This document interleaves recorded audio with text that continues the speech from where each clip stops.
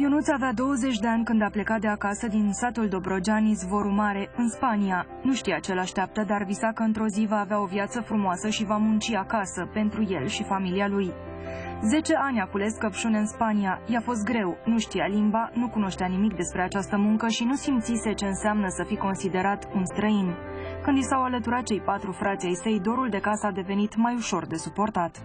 Știind că cei de acasă îți duc dorul, știind că cei de acasă probabil duc lipsuri și tu fiind acolo, într-un fel sau altul, îi ajutai cu ceva. Gândurile era să schimbăm, să ne schimbăm viața, să ne schimbăm ceva mai bine, să spunem, adică un trai decent, să ne permitem o casă, să-ți permiți să pleci într-o vacanță. În Spania, Ionuț și-a găsit și iubirea vieții pe Rodica, o tânără din Bucovina. Au lucrat împreună și au învățat ce înseamnă cultura de căpșuni și ce stă în spatele acestei afaceri. Au pus bani deoparte pentru a se întoarce acasă și a-și împlini visul. S-a întâmplat după 10 ani de muncă în Spania. Am început să absorbim tot ce puteam de la șef, cum să le îngrijim, ce să le facem, cum să le tundem. Ne-am specializat, am fost la multe cursuri, după care am început să punem banii, să-i strângem, să-i unim și să venim în România ca să începem să facem o afacere. Investiția noastră a ajuns undeva, în momentul acesta, undeva la 100.000 de euro. Poate uneori, din punct de vedere câștigului, poate nu cred că are atâta importanță când vezi că în urma ta sunt lucruri care arată atât de bine, le-ai făcut tu cu mâna ta și restul prea puțin contează. E un sentiment foarte plăcut. Îți dă puterea să mergi mai departe.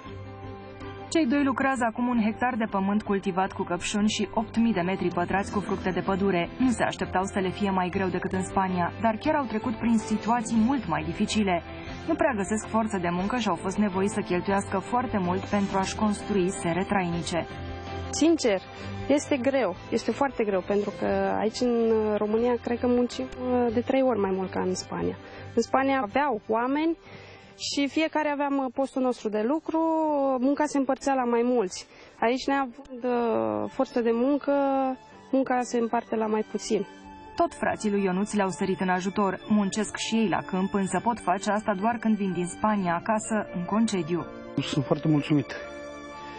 Ceea ce face, mă bucur pentru el.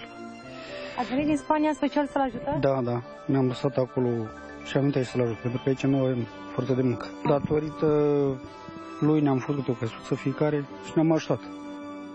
Bucuroasă de toți copiii, pentru că au plecat de mici, în străinătate, au muncit și au făcut și sunt foarte mândră de ei. E muncă multă, dar îmi place, m-am învățat.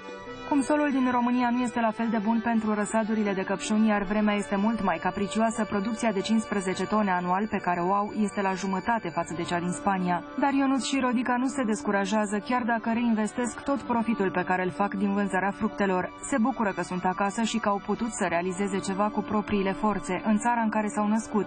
În curând, cei 2 tineri vor avea și o casă numai a lor. Atunci se vor simți cu adevărat o familie împlinită.